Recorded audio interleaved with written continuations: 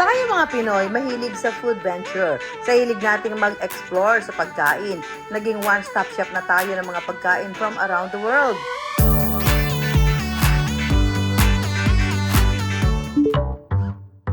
Tiramisu here, there, and everywhere. Malamang ay lumabas din sa feed nyo ang viral tiramisu ng food vlogger na si Naomi. Sa Italy nagmula ang dessert na tiramisu. Pero ang business idea ni Naomi inspired sa natikman niya sa Malaysia. Meron isang trending doon na stall sa isang food park na nakita namin tinda ng tiramisu. And since si Mrs. naman ay chef din, so tinry niyang gawin. Tapos yun nga, iisip na namin na ba't hindi natin gawin din dito sa Pilipinas. Usually, pinapatikim ko sa mga family ko, kung nasarapan sila, kung sakto lang ba yung tamis, ganyan. And, ayun, mga ilang tries din ako. Siguro mga 5 trial din na gumawa ako ng mga by batch, ganyan. Hanggang sa na-achieve ko yung tamang recipe na nasarapan kaming lahat. Bilang chef, sinigurado ni Naomi na premium quality ingredients lang ang gagamitin sa paggawa ng tiramisu. Ayokong magtipid kasi sa ingredients pagdating sa food eh. Yan ang pinaka #1 rule ko. Mas okay akong sabihin nila na masarap yung food ko kaysa mura yung food ko.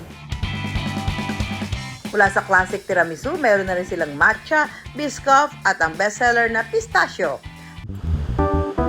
Available ang tiramisu latte at iba't ibang tiramisu flavor sa kanilang cafe sa Marikina City. Pero mas mabenta raw ang tiramisu sa sumisikat na street food market sa Sampaloc, Manila.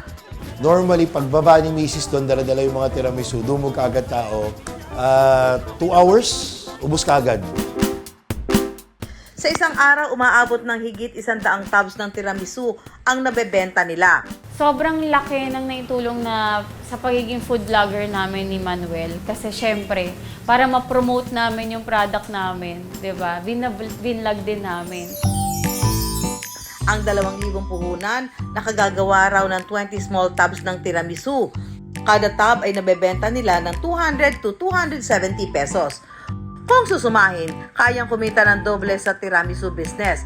Pag-amin ng mag-asawa, kumikita raw sila ng 6 digits kada buwan. From Italy to Hungary, ang susunod na craving natin ay cake with a twist. Presenting ang version ng chimney cake ni na Mike at Ann. Yun yung common pastry nila, parang sa atin yung version natin is pandesal, pero sa kanila is chimney cake. Tinapay na ginawang apa ng ice cream, 2-in-1 yarn, may dessert na, may merienda pa. Tinawag itong chimney cake dahil sa inilalabas na usok tuwing tinatanggal sa wooden barrel na parang isang chimney.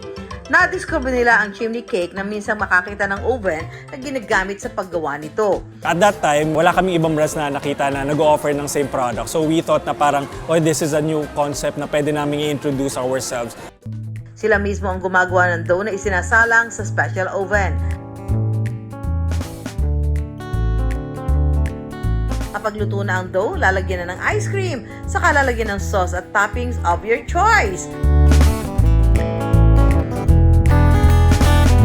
Yung cone po niya kakaiba in fairness. Crunchy on the outside, fluffy siya on the inside. Saktong tamis, tapos saktong sarap ng din. Meron ding chimney smash kung saan pinapalapad ang tinapay at nilalagyan ng whipped cream at iba't ibang topping sa halagang 120 hanggang 140 pesos. Pwede rin bumili ng chimney cake o yung pastry lang na nilalagyan ng iba't ibang coating sa halagang 65 pesos kada piraso. Ang kakaibang apa, apakasarap nakita rin ang dalat.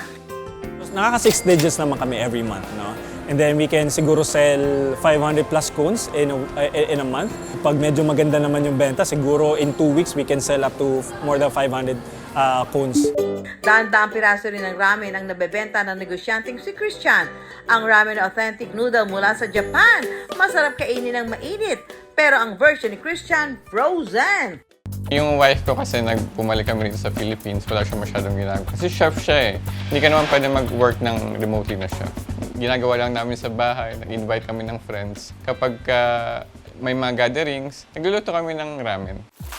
Para ma-preserve ang sarap at di rin paulit-ulit ang pagluluto, freezing ang solusyon. Kaya namin finreeze yung product namin kasi para ma-prolong yung shelf life eh. Metikuloso ang paggawa ng frozen ramen. Lahat ng flavor namin, lahat ng product namin, ginagawa namin from scratch. Kung ano yung traditional method o yung process ng paggawa ng ramen, similar din.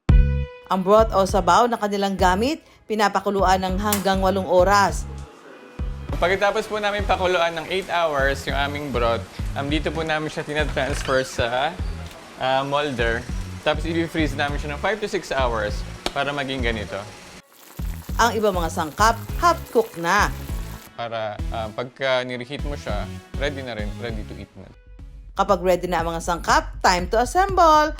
Para sa buttercorn miso flavor, unang ipapatong ang noodles. Sunod ang narutomaki na isang uri ng fish cake, onion leeks, corn kernels, gyoza at butter. Para sa creamy tonkatsu, merito mushroom at chasu o pork belly. Muli ito ilalagay sa freezer. Ang reason po kung bakit namin sineseparate yung broth at saka yung components para sa presentation. Hindi siya lubog yung noodles sa broth. Kapag fully frozen na ang ramen, pwede na itong i-vacuum seal para mapanatili ang sarap nito.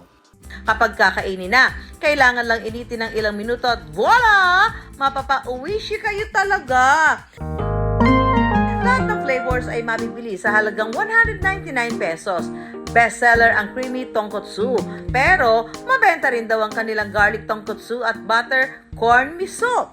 Sa frozen ramen, hindi frozen ang takbo ng negosyo. Dahil ang 5,000 pisong puhunan, kumita ng 6 na milyong piso sa kanilang unang taon sa negosyo.